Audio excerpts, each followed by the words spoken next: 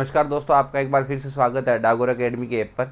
मेरा नाम अशोक कुमार और अपने साथ मिलकर डिस्कस कर रहे हैं इकोनॉमिक्स। तो अपने पिछली क्लास के अंदर WTO के बारे में पढ़ रहे थे और ट्रिप्स समझौते के बारे में बात की थी। अब अपने WTO के एक और समझौते के बारे में बात करेंगे। समझौते का नाम है GATS, या इसको कहा जाता है जनरल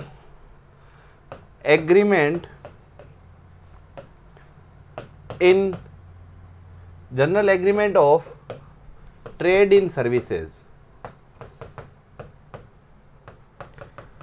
या सेवाओं में व्यापार का सामान्य समझौता।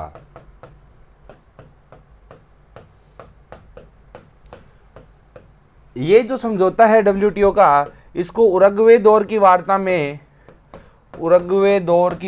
में अंतिम रूप दिया गया था।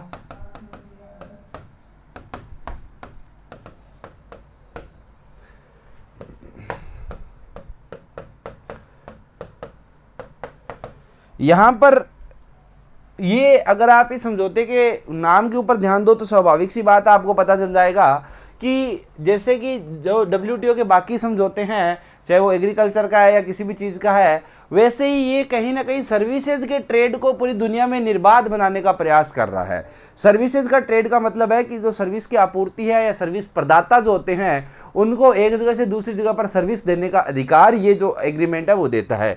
तो बेसिकली ये समझौता करता क्या है, ये अगर वैसे बोला जाए तो सेवाओं की आपूर्ति को पूरी दुनिया में निर्बाध बनाने का प्रयास करता है। ठीक है, परंतु इसके अंदर इंपॉर्टेंट चीज ये नहीं है कि सिंपल सी बात है, ये समझौता बाकी देशों को, सभी देशों को ये बोलता है कि आप किसी भी प्रकार से सर्विसेज के ऊपर या सेवाओं के ऊपर किसी प्रकार का प्रतिबंध नहीं लगाओगे, क्योंकि जब प्रतिबंध लगा दोगे तो वो निर्बाध नहीं रहेगी। अब यहाँ पर इंपॉर्टेंट चार चीज होती है कि इसमें इस समझौते के अंदर सेवा आपूर्ति या सेवा प्रदाता प्रदान करने के 4 विकल्प दिए गए हैं। वो विकल्प कौन से हैं वो अपने लिए इंपॉर्टेंट है। तो इसके अनुसार अंतर्राष्ट्रीय स्तर के ऊपर जब आप सेवा प्रदान कर रहे हो तो वो 4 तरीके से हो सकती है। उनको अपने मोड कहते हैं, मोड 1, मोड 2, 3, 4। 4 मोड हैं, 4 तरीके हैं सेवा देने के। जो मोड 1 और 2 है, इनके अंदर जो सेवा प्रदाता है, इन दोनों का कॉमन लिख रहा हूं मैं यहां पर। सेवा प्रदाता सेवा उपभोक्ता के क्षेत्र में उपलब्ध नहीं या उपस्थित नहीं लिखा जाए इसको।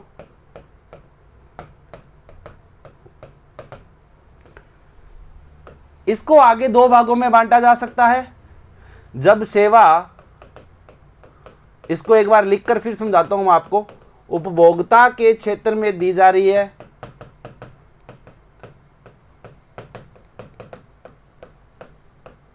जब सेवा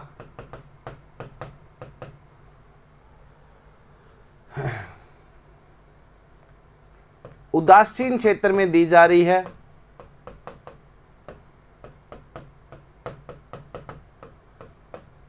मोड 3 और 4 जो है, इसके अंदर जो सेवा प्रदाता है वो सेवा उपयोगकर्ता या सेवा उपभोक्ता, जो भी आदमी सेवा खरीद रहा है, सेवा का उपयोग कर रहा है, के क्षेत्र में उपलब्ध है, क्षेत्र में उपलब्ध है या उपस्थित है लिखा जाए इसको।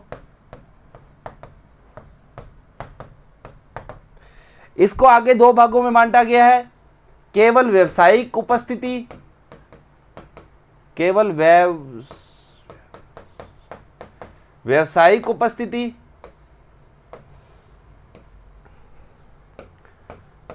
या दूसरा तरीका हो सकता है सामान्य उपस्थिति।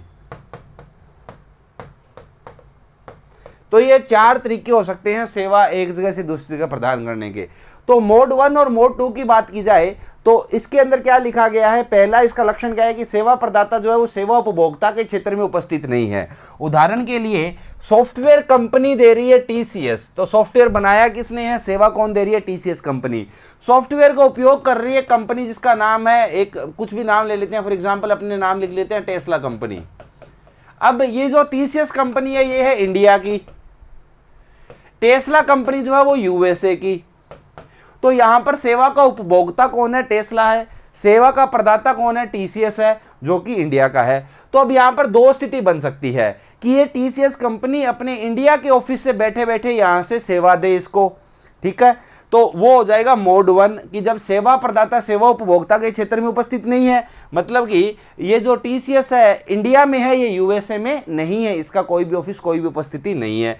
दूसरा मोड 1 कब है, मोड 1 और मोड 2 के अंदर ये चीज तो कॉमन है, परंतु मोड 1 कब है कि जब सेवा उपभोक्ता के क्षेत्र में दी जा रही है, कि यहां से बैठे बैठे टीसीएस सेवा कहां पर दे रही है, यूएसए के अंदर इसको सेवा प्रदान कर रही है, क्योंकि यूएसए क्या है, उपभोक्ता का क्षेत्र है। तो वो तो हो जाएगा मोड 1। मोड 2 कब हो जाएगा कि टेस्ला का क्षेत्र तो यूएसए है, पर टेस्ला को सेवा चाहिए यूके के अंदर, क्योंकि वहां पर उनका कोई प्रोजेक्ट चल रहा है। तो यह यूके जो है वो ना तो सेवा प्रदाता का क्षेत्र है ना सेवा उपभोक्ता का क्षेत्र है। तो स्वाभाविक सी बात है, सेवा प्रदाता की सेवा उपभोक्ता के क्षेत्र में उपस्थित हो तो है ही नहीं, परंतु इसके साथ साथ वो किसी उदासीन या एक तीसरे क्षेत्र में सेवा उपलब्ध करवा रही है। जैसा कि यहाँ पर लिखा जा रहा है कि जब सेवा उदासीन क्षेत्र या किसी तीसरे क्षेत्र में उपलब्ध करवाई जा रही है, मतलब कि जो क्षेत्र जिसके अंदर सेवा दी जा रही है ना तो वो सेवा प्रदाता का क्षेत्र है ना वो सेवा उपभोक्ता का क्षेत्र है। तो इनको कहा गया है मोड 1 और मोड 2 सप्लाई। मोड 3 और मोड 4 के अंदर क्या है कि जो सेवा प्रदाता है उसके सेवा उपभोक्ता के क्षेत्र में उपस्थित है। तो मतलब कि टेस्ला जो है, सेवा प्रदाता जो अपना टीसीएस जो है, इसको सर्विस देनी है टेस्ला को, जो कि यूएसए की कंपनी है।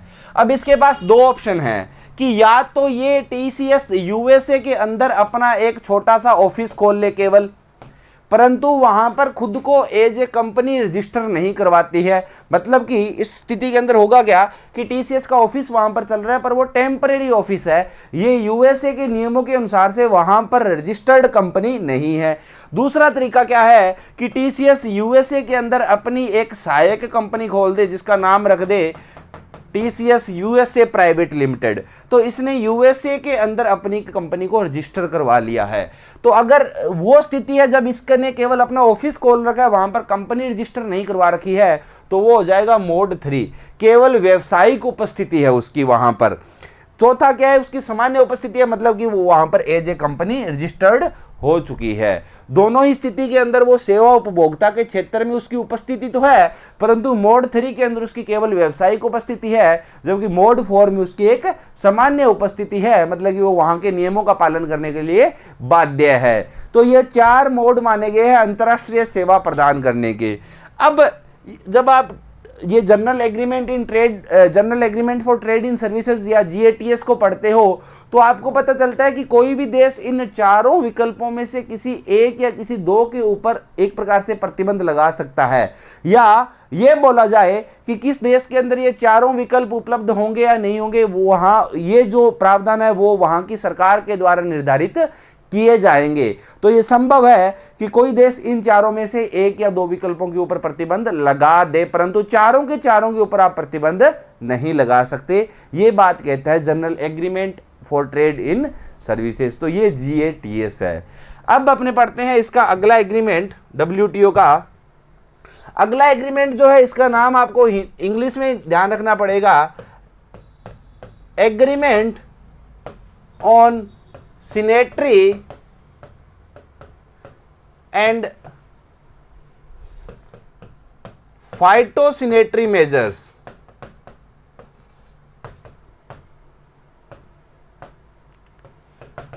तो ये सिनेट्री और फाइटोसिनेट्री मेजर्स क्या होते हैं? सिनेट्री का मतलब होता है स्वच्छता बोला जाए इसको, या आप इसको साफ सफाई बोल सकते हो, या आप इसको सुरक्षा बोल सकते हो। जब इसके आगे फाइटो शब्द जोड़ दिया गया है तो इसका मतलब है कि यह पेड़ पौधों से संबंधित है। ठीक है, तो ये जो इसको एसपीएम मेजर कहते हैं, इसको एसपीएम एग्रीमेंट कहते हैं, सिनेटरी एंड फाइटोसैनिटरी मेजर्स इसको बोलते हैं। इसमें क्या होता है कि कोई भी देश गुणवत्ता, साफ सफाई इत्यादि के आधार पर आयात प्रतिबंधित कर सकता है। मतलब क्या हुआ, मतलब एक लाइव एग्जांपल अपने लेते हैं। इंडिया के अंदर मैंगो का उत्पादन होता है। अब ये जब मैंगो यूरोपियन यूनियन भेजे जाते हैं तो यूरोपियन यूनियन के अपने कुछ नियम है कि इन मैंगो के अंदर किस प्रकार का जो उर्वरक है वो कितना हो सकता है, कितना नहीं हो सकता। जैसे कि इन्होंने अगर फॉर एग्जांपल डिसाइड कर रखा है कि कोई भी उत्पाद उसके अंदर जो ट्रांस फैट है वो 2% से ज़्यादा नहीं होनी चाहिए हमारे नियमों के हिसाब से। अब इंडिया के अंदर मैंगो का या किसी भी उत्पादन, किसी भी चीज़ का, फॉर एग्जाम्पल घी का उत्पादन हो रहा है। अब घी इंडिया यूरोपियन यूनियन के अंदर वहाँ पर एक्सपोर्ट करना चाहता है, परंतु अगर अपने घी के अंदर 2% से ज़्यादा ट्रांस फैट है तो वो सुरक्षा के आधार पर या गुणवत्ता के आधार पर ईयू वाले जो हैं वो आयात करने से मना कर सकते हैं। इसका मतलब ये है कि जब आप खाद्य पदार्थों का आयात निर्यात कर रहे हो तो आपको उपभोक्ता देश के नियमों का पालन करना पड़ेगा, ना कि आपूर्तिकर्ता देश के नियमों का पालन किया जाएगा। ये समस्या इंडिया के सामने बहुत बड़ी आती है, क्योंकि इंडिया के अंदर स्वास्थ्य संबंधी जो भी अपने मानक हैं वो इतने मजबूत नहीं है, जबकि यूएसए और यूरोपियन यूनियन जो है वहाँ पर स्वास्थ्य संबंधी मानक जो है वो बहुत मजबूत है। तो इंडिया के अंदर उगने वाली बहुत सारी फसलों की जब टेस्टिंग की जाती है तो यूरोपियन यूनियन वाले ये बोल देते हैं कि आपकी फसलों के अंदर ये उर्वरक ज़्यादा है, इसके कारण हम आपके देश से आयात करने पर प्रतिबंध लगाते हैं।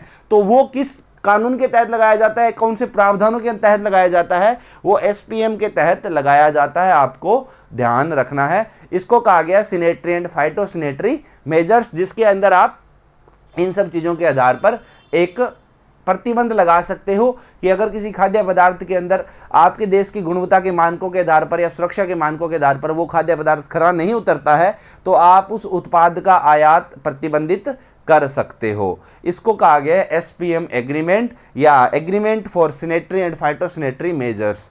तो ये एग्रीमेंट है जो कि इंडिया इसका विरोध बहुत करता है, क्योंकि इस एग्रीमेंट के कारण भारत के बहुत सारे उत्पाद जो हैं वो बाकी देशों में निर्यात नहीं किए जा सकते। इसलिए इंडिया वाले इसका बहुत ऑब्जेक्शन लेते हैं, परंतु ये डब्ल्यूटीओ का ही एग्रीमेंट है तो स्वाभाविक सी बात है इस एग्रीमेंट के तहत उन जो देश है उनको ये अधिकार दिया गया है कि आप अपनी गुणवत्ता के मानकों के आधार पर प्रोडक्ट का जो आयात है वो प्रतिबंधित कर सकते हो।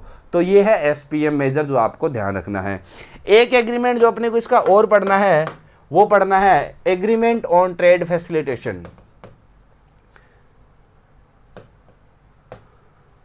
Agreement on trade facilitation.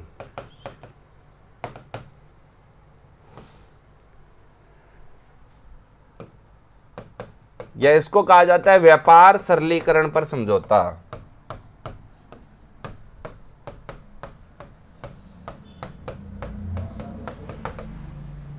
इसका मतलब क्या है? इसका मतलब है कि इस समझौते के तहत प्रत्येक देश आयात निर्यात को बढ़ावा देने के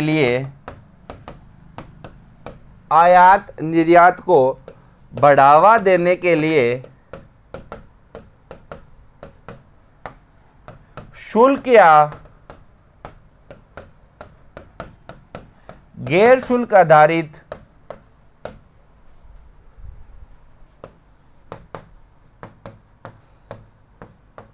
बाधाओं को दूर करेंगे।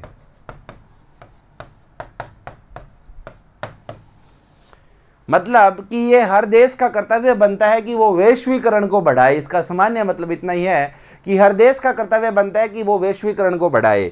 अब शुल्क आधारित बाधाओं का मतलब है, शुल्क आधारित बाधा का मतलब है कि आपने किसी भी प्रकार का कोई शुल्क लगा रखा है।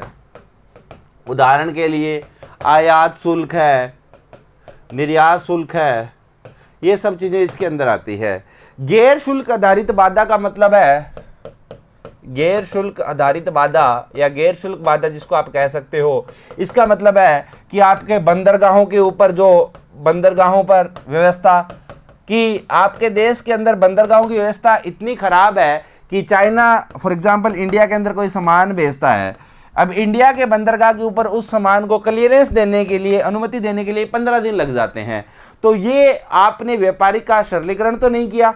अब WTO के एग्रीमेंट के हिसाब से इंडिया को ऐसे कदम उठाने होंगे कि ये जो 15 दिन लग रहा है उसको तार्किक बनाया जा सके और 7 दिन के अंदर उसको क्लियरेंस दिया जा सके। इसके लिए आपको अपने बंदरगाहों के ऊपर व्यवस्था सुनिश्चित करनी पड़ेगी। इसके अलावा आपके जो अन्य, यहाँ पर एक तरीके से बोला जाए कि अन्य नियम जो हैं उनमें सुधार करना पड़ेगा।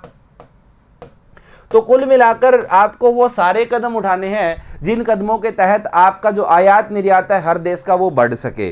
वो सारे कदम उठाने के लिए ये एग्रीमेंट किया गया है, agreement on trade in facilitation. India ने 2016 में इस एग्रीमेंट पर साइन कर लिया है। भारत ने 2016 में समझौता स्वीकार कर लिया है। ये जब भारत ने ये समझौता स्वीकार कर लिया है तो स्वाभाविक सी बात है भारत की भी जवाबदेही बन जाती है कि वो कुछ ऐसे कदम उठाएं जिससे भारत के अंदर आयात निर्यात का सरलीकरण किया जा सके। इसके लिए भारत के अंदर एक व्यापार सरलीकरण समिति बनाई गई है। व्यापार सरलीकरण समिति बनाई गई है।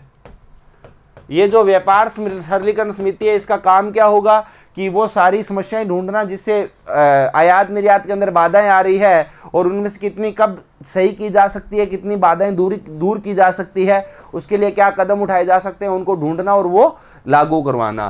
परंतु यहाँ पर अपने को ध्यान रखना कि जो व्यापार सरलीकरण समिति है इसका अध्यक्ष कौन होता है? इसका अध्यक्ष होता है भारत का कैबिनेट सचिव। सदस्य कौन होते हैं इसमें? इसमें सदस्य होते हैं अन्य सचिव। बहुत सारे डिपार्टमेंट्स के सचिवों को इसमें रखा गया है। ये जो समिति है ये वो सारी बाधाओं का पहचान करती है जिन बाधाओं के कारण भारत के आयात निर्यात में प्रॉब्लम्स आ रही है या किसी भी प्रकार से उनमें देरी हो रही है, या आयात निर्यात के नियमों को सरलीकरण कैसे किया जा सकता है, आयात निर्यात के मूलभूत ढांचे को कैसे अच्छा किया जा सकता है। ये सारे कदम जो है वो ट्रेड फैसिलिटेशन एग्रीमेंट के तहत या व्यापार सरलीकरण समझौते के तहत भारत सरकार उठाने का प्रयास करती है। ये है ट्रेड फैसिलिटेशन एग्रीमेंट WTO का, जो आपको ध्यान रखना है। ठीक है, ये होता है ट्रेड फैसिलिटेशन एग्रीमेंट WTO का। WTO के इसी के साथ मेन जो एग्रीमेंट्स है वो पूरे हो जाते हैं, परंतु WTO के अंदर आपको एक चीज़ ध्यान रखनी है, वो है सिंगापुर मुद्दा। ये शब्द बहुत चर्चा में रहता है WTO का जब भी बात आता है। सिंगापुर मुद्दा क्या है? हुआ क्या कि WTO के, क्योंकि हर 2 साल में मंत्री स्तर की वार्ता, तो वहाँ पर अपने जानते हैं कि मंत्री परिषद जो है उसकी हर 2 साल में वार्ता होती है।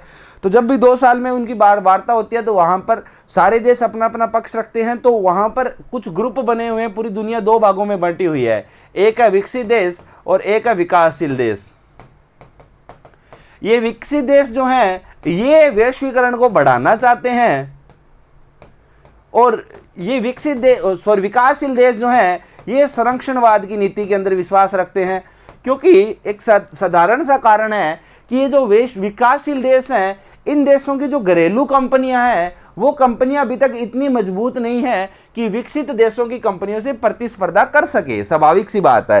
तो अगर इनकी कंपनियां इन देशों की कंपनियों से प्रतिस्पर्धा में सक्षम नहीं है तो ये देश कुछ ऐसे उपाय ढूंढते हैं कि हमारे देश की जो उद्योग है या हमारे देश की जो अर्थव्यवस्था है वो हमारे ही देश की कंपनियों के लिए संरक्षित की जा सके, ताकि उनको अंतर्राष्ट्रीय कंपनियों का सामना नहीं करना पड़े। तो इसलिए ये लोग ऐसे नियम चाहते हैं कि वैश्वीकरण को बढ़ाया जा सके, बॉर्डर्स को खोल दो, किसी भी प्रकार की कोई बाधा क्रिएट नहीं होनी चाहिए। परंतु ये लोग बोलते हैं कि हमें संरक्षणवाद चाहिए।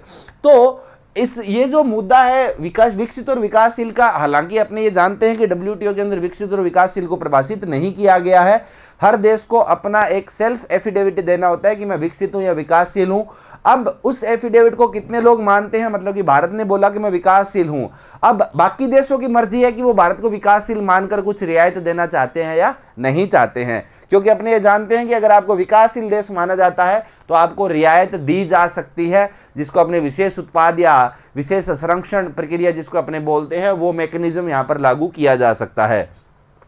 तो ये इनकी सिंगापुर के अंदर मीटिंग हुई, वहां पर जो मेन मुद्दे उठकर आए वो आए, एक ई कॉमर्स, दूसरा इन्वेस्टमेंट या जिसको आप निवेश कह सकते हो। निवेश, ये निवेश का मतलब पहले अगर ई कॉमर्स की बात करें तो स्वाभाविक सी बात है, ई कॉमर्स के अंदर होता क्या है कि ई कॉमर्स के अंदर कंपनी है अमेजोन, ये कंपनी यूएसए के अंदर बैठी है, कंपनी है यूएसए की, और यहां से बैठे बैठे ये इंडिया के अंदर सामान बेच रही है। ठीक है, इस कंपनी का इंडिया के अंदर कोई अस्तित्व नहीं है, ये यूएसए के नियमों का पालन करती है क्योंकि यूएसए के अंदर पंजीकृत कंपनी है, ये भारत में पंजीकृत कंपनी नहीं है। अब क्योंकि ये सारा का सारा काम इंटरनेट से हो रहा है तो इसको इंडिया में अपना ऑफिस खोलने की जरूरत ही नहीं है, इंडिया में इसको पंजीकृत करने की जरूरत नहीं है। तो ये जो चीजें हैं, ये विकासशील देश चाहते हैं कि ई कॉमर्स के नियम इस प्रकार निर्धारित किए जाएं कि विकासशील देशों का जो हित है वो भी संरक्षित किया जा सके, जबकि जो विकसित देश हैं वो चाहते हैं कि ई कॉमर्स है वो निर्बाध होना चाहिए, उसके अंदर किसी भी प्रकार की बाधा क्रिएट करने की जरूरत नहीं है। तो ये एक मुद्दा है। एक निवेश, विकसित देश जो है वो चाहते हैं कि निवेश की छूट होनी चाहिए, कि पूरे सभी देशों के अंदर जो आदमी जहां से निवेश करना चाहे, उसके शेयर बाजार में करना चाहे या उसकी सरकारी प्रतिभूतियों के अंदर करना चाहे, उसको ये इजाज़त होनी चाहिए। परंतु विकासशील देश बोल रहे हैं कि हम आपको ये इजाज़त नहीं दे सकते, क्योंकि संभव क्या है कि यहाँ पर कि यूएसए के निवेशक तो बहुत बड़े हैं। अब अगर इंडिया यूएसए के निवेशकों को इजाजत दे दे तो संभव है कि यूएसए के लोग इंडिया की बहुत सारी कंपनियों को खरीद लेंगे, तो इंडिया की कंपनियां तो बिक जाएगी। अब धीरे धीरे जब बिक जाएगी तो अपनी अर्थव्यवस्था क्या हो जाएगी, यूएसए के ऊपर निर्भर हो जाएगी। उसके बाद यूएसए की अपनी कठपुतली बन जाएंगी और यूएसए किसी भी प्रकार से अपने को नियंत्रित कर सकता है। तो उस स्थिति से बचने के लिए जो विकासशील देश हैं वो निवेश का वैश्वीकरण नहीं चाहते हैं, जबकि विकसित देश जो है वो निवेश का वैश्वीकरण चाहते हैं। सेम चीज ई कॉमर्स के लिए है। विकसित देश बोल रहे हैं कि ई कॉमर्स के ऊपर किसी भी प्रकार का नियमीकरण या विनियमन नहीं होना चाहिए, इसको निर्बाध रखना चाहिए, जबकि विकसित देश जो हैं वो चाहते हैं कि ई कॉमर्स के लिए भी अंतर्राष्ट्रीय नियम बनाए जाने चाहिए ताकि जो विकासशील देश है उनका हित संरक्षित किया जा सके। इनको कहा जाता है सिंगापुर मुद्दा, क्योंकि सिंगापुर के अंदर इन दोनों के ऊपर विस्तृत चर्चा हुई थी। तो ये कहानी है डब्ल्यूटीओ की जो अपने को ध्यान रखनी है। तो दोस्तों डब्ल्यूटीओ इतना ही पढ़ेंगे, अपने डब्ल्यूटीओ के अंदर इंपॉर्टेंट सभी चीज़ें अपने कवर कर ली है। नेक्स्ट क्लास के अंदर अपने नेक्स्ट यूनिट या नेक्स्ट चैप्टर स्टार्ट करेंगे। तब तक के लिए धन्यवाद। देखते रहिए Dagor JAP. Have a good day. Thank you. Keep watching.